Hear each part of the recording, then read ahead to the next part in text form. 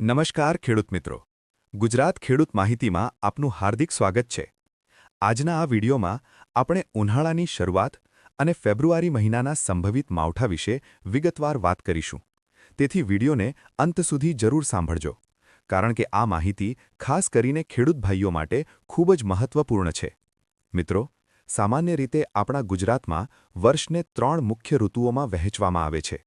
પ્રથમ ઋતુ છે શિયાળો, જે લગભગ 15 ઓક્ટોબરથી 15 ફેબ્રુઆરી સુધી રહે છે.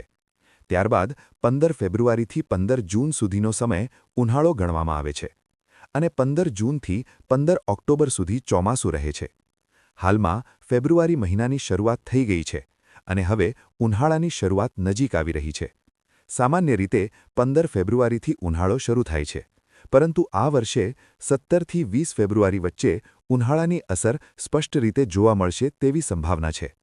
અત્યારે પણ તમે ધ્યાન આપ્યું હશે કે દિવસનું તાપમાન ધીમે ધીમે વધતું જઈ રહ્યું છે.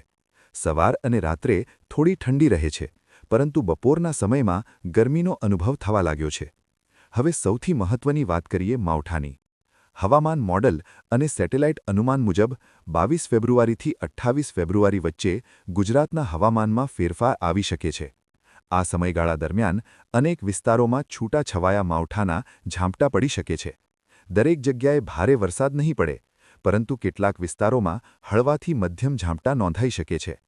ખાસ કરીને સૌરાષ્ટ્રના દરિયાકાંઠા વિસ્તારો અને દક્ષિણ ગુજરાતમાં માવઠાની શક્યતા થોડું વધુ છે. અન્ય વિસ્તારોમાં વાદળછાયું વાતાવરણ રહી શકે છે અને ક્યાંક ક્યાંક હળવો વરસાદ પડી શકે છે. હવે પ્રશ્ન થાય કે આ માવઠાનું કારણ શું છે?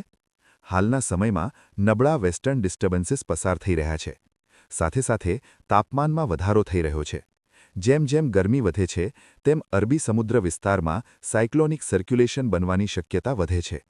આ પરિસ્થિતિઓ મળીને હવામાનમાં અસ્થિરતા લાવે છે અને તેના કારણે માવઠા જેવી સ્થિતિ સર્જાય છે.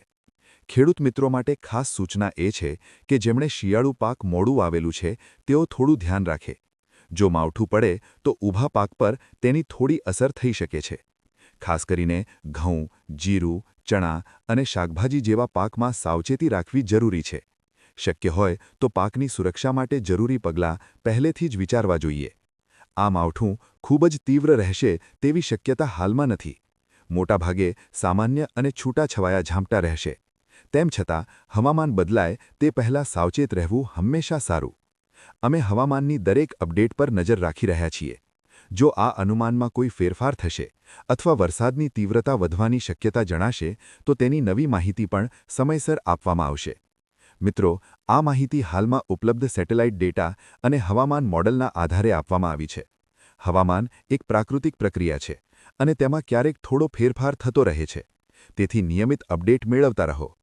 આજની માહિતી તમને ઉપયોગી લાગી હોય તો અન્ય ખેડૂત ભાઈઓ સુધી જરૂર પહોંચાડજો, જેથી દરેક ખેડૂત સમયસર સાવચેત રહી શકે. ગુજરાત ખેડૂત માહિતી સાથે જોડાયેલા રહો. નમસ્કાર અને આપનો ખૂબ ખૂબ આભાર.